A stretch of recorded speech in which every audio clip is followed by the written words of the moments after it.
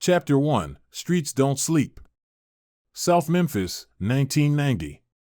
Beale Street never truly slept, it just closed its eyes and listened. That night, June Watson felt the city's heartbeat slow, as if holding its breath.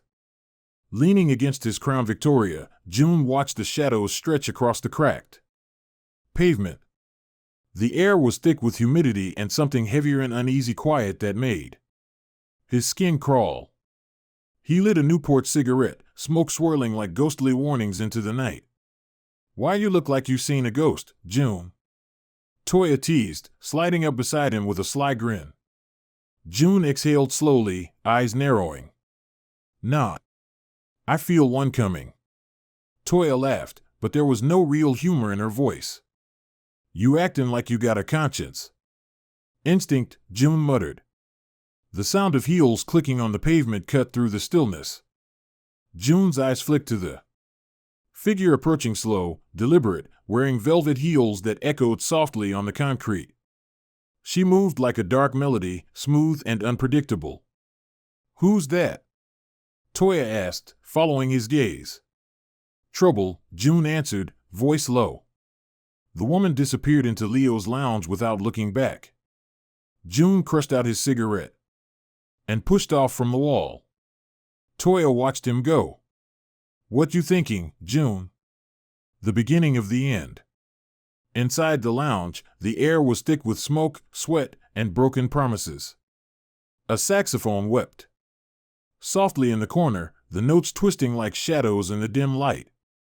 The woman in velvet sat alone, legs crossed, eyes locked on June the moment he stepped inside. "I was wondering when you'd show," she said, voice smooth like silk in danger. June's jaw clenched. "You know me? I know your kind, the ones who sell ghosts and baggies, kings of nothing." He tensed but didn't look away. "Lady, you got the wrong man." "Do I? Or am I the only one who can stop what's coming?" Blood on Beale book. June felt a chill beneath the heat of the room. She was dressed in velvet, but June could feel the sharp edge beneath. That night, Beale Street changed forever. Chapter 2, The Body in the Bayou. By dawn, Cypress Bayou gave up another secret, a broken body floating in the murky water, soaked with blood and something stranger. June stood at the edge, the smell of wet earth and decay heavy in the air. The crime scene was cordoned off with yellow tape flapping in the breeze. Police officers moved with tired efficiency, their radios crackling softly beneath the distant caw of crows. Detective Boone crouched beside the body. "Third one this week," he muttered. "Dealers. Always the same. Cereal scattered on the ribs like some sick sermon." June's fists clenched. The victim was Dre, one of Ray Ray's boys, barely out of his teens. Loyal, hardworking, and now just another piece in the city's blood-soaked puzzle. Boone shook his head. "What kind of preacher leaves a message like this?" June didn't answer. He stayed in the shadows, watching, feeling the weight of the bayou's silence settle over him. This wasn't random. It was a warning. His phone buzzed. Toya's name lit the screen. "Dre's dead," June said quietly when she answered. "Damn," she replied. "What you think?" "This ain't no street beef," he said, eyes fixed on the water where the body floated. "This is something darker. Somebody's preaching. And I think I'm on their sermon." Chapter 3, Velvet. Her name was Velvet, whispered in the streets like a secret nobody dared speak loud. She moved like a shadow with a purpose, graceful, dangerous, impossible to ignore. June found her at Leo's lounge again, sitting alone at the bar. The low hum of jazz filled the room as the saxophone cried a slow lament. She wore that same velvet dress, eyes glinting with something both warm and cold. June took a seat 2 stools down. Ordered bourbon, neat. The bartender nodded, no questions asked. In a place like this, silence said more than words. "You don't usually drink with strangers," Velvet said, voice smooth, teasing. Blood on Beale book. Depends on the stranger, June replied. You following me? Maybe I was waiting, she smiled. Maybe we been on the same road all along. She took a slow sip, eyes never leaving his face. I know who's killing your people, Velvet said, soft and deadly. June's jaw tightened. You gonna say it's me? No, she breathed. But I know why they're dying. And who's making the list? The room felt colder. June's hand hovered near his waistband. You playing a dangerous game, he warned. I don't play, she said. I orchestrate. Then tell me. Straight. Velvet leaned in, close enough for June to feel her breath. There's a war coming, she whispered. Between what's real and what's right. And you? You're caught in the middle because you were born in the wrong church. June stared, confused, angry. You speak in riddles. Like you know me. I do, Velvet said. You just forgot who you were. June's hand dropped. If you were here to kill me, you'd have done it by now. I'm not the threat, she said with a sly smile. I'm the invitation. To what? The truth. And baby, the truth's got claws. Outside, thunder cracked through a clear sky. The storm was coming. Chapter 4, Betrayals. Orange Mound was supposed to be safe, a corner of the city where loyalty meant something. But that night, trust broke like glass. June crouched behind a rusted dumpster, the cold metal biting through his shirt. Bullets ripped through the silence, screeching tires and shattering glass filling the air like an angry storm. Blood on Beale book. He crawled over to Smoke and Kian. Smoke lay still. Kian's breath was ragged, eyes glazed but burning with pain. They knew, June, Kian gasped. They knew where we'd be. Hold on, man. Stay with me, June pleaded, gripping his friend's shoulder. But Kian's voice faded. Ray, he flipped. June's heart sank. Ray, their own, had sold them out. Later, under the flickering hospital lights, June sat beside Granny Lucille. The fierce woman who once whipped troublemakers off her porch now looked fragile in her hospital bed, bandaged and bruised. You bringin' war to our doorstep, she said softly, voice cracked but steady. I didn't mean to, June said, voice low. Don't lie. This ain't just about drugs. It's darker than that. June swallowed hard. I think you're right. Velvet knew things too much. This isn't just a turf war. Shadows don't kill, baby. People do. But evil hides in those shadows. You ain't gonna find your way out by following him. You gotta burn through him. June nodded slowly. Clarity burned inside him sharper than pain. Outside, Toya waited, leaning against his car, worry in her eyes. Kian. Smoke. She said quietly. Gone, June answered. Ray flipped on us. That bastard. I'm done trusting. From now on, it's just me and the steel. Toya shook her head. Don't lose yourself, June. Whatever this is, it wants you broken. June lit a cigarette, staring toward the dark horizon. Something's feeding off the city's rot, he said. Ray's just a puppet. Whoever's pulling the strings, I'm cutting him next. He reached for his phone, calling Boone.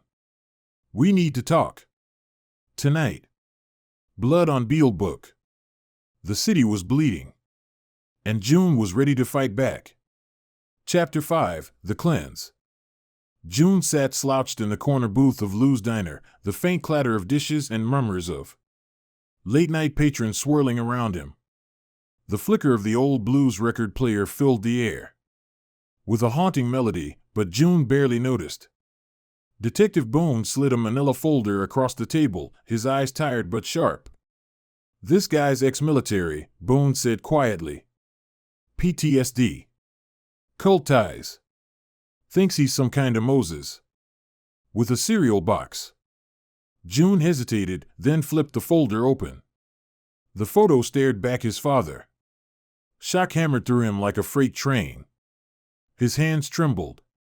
"Your old man," Boone said, voice low. "He's deeper in this mess than you thought." June swallowed hard. Memories, long buried, bubbled up, the preacher's voice echoing in a dusty church, promises made and broken, a family torn by secrets. "I thought he was gone," June whispered. "He never left," Boone replied. "He's the one behind the sermons. The killings. The poison in the streets." June's mind spun. How could the man who raised him be the architect of this nightmare? Boone leaned closer. "Your product isn't just crack. It's laced with something worse. Chemicals.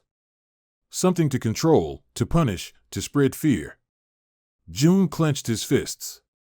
"Why? What's the point?" Boone's gaze darkened. "Power. Control. Hell, maybe redemption twisted into madness." June closed the folder and looked up. "If he's the problem, then I'm the solution." Boone nodded. "You want out, you gotta fight dirty." June took a deep breath, the weight of the truth settling like a stone in his chest.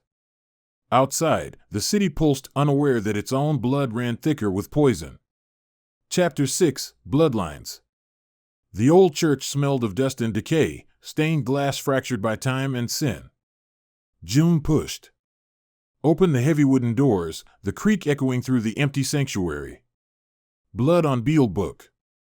At the altar stood his father, ragged, wild-eyed, draped in tattered robes. The man June thought was gone looked more like a ghost, or worse, a prophet gone mad. "I'm proud of you, son," his father said, voice calm but laced with menace. "You sell the poison, I cleanse. We're both priests now." June's fists clenched. "You murdered my friends." His father smiled, cold and sharp. "You made them. I only showed the world what they are." The weight of those words slammed into June's chest. The line between right and wrong blurred. Drowned in blood. Slow footsteps approached. Velvet emerged from the shadows, her eyes glowing with a secret fire. "You ready for the truth, June?" she asked softly. Before he could answer, a gunshot shattered the silence. Boone's scream cut through the air. Chapter 7, The Twist. The truth doesn't whisper, it screams.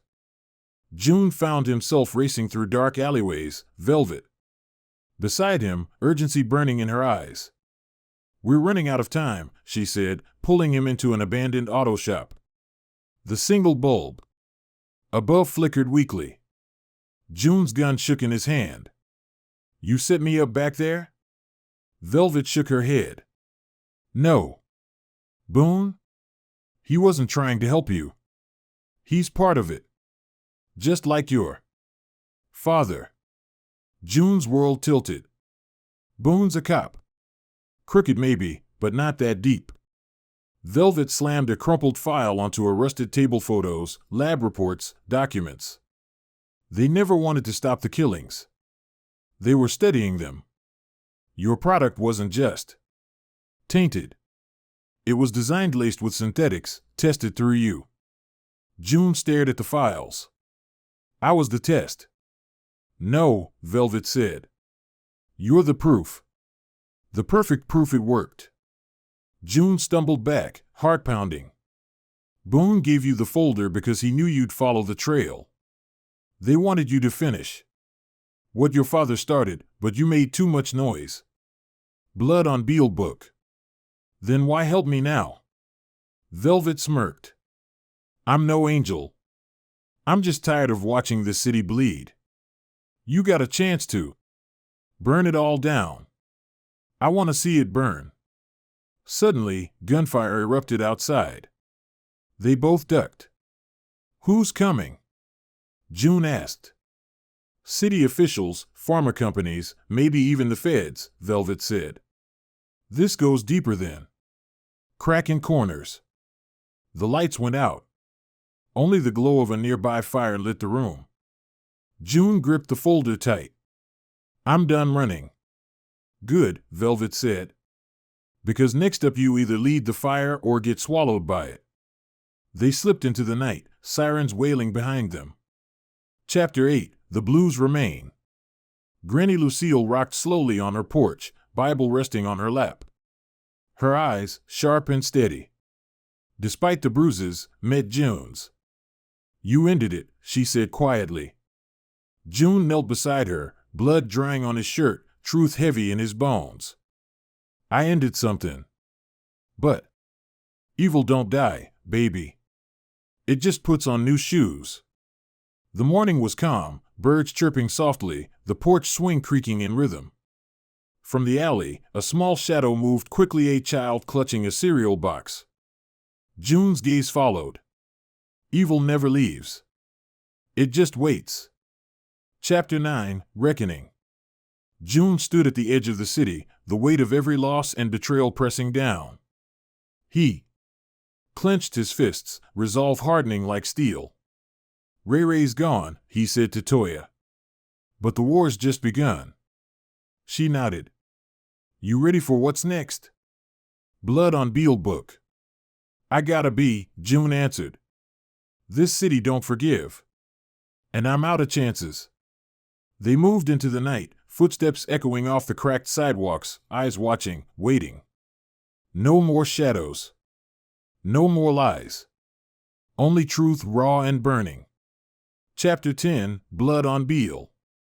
Beale Street glowed under the neon lights, the blues and blood mixing in the rain-slicked pavement. June walked alone, his silhouette a fading ghost. The devil had walked these streets in heels and smiles, preaching pain and betrayal. But June wasn't the same man who'd started this journey. He stopped, looking up at the signs flickering overhead. "Blood washed down Beale," he whispered. But the street stayed hungry. From the shadows, a figure stepped forward, small, quick, holding a cereal box. June's eyes narrowed. The devil still walked. And this time, June was ready.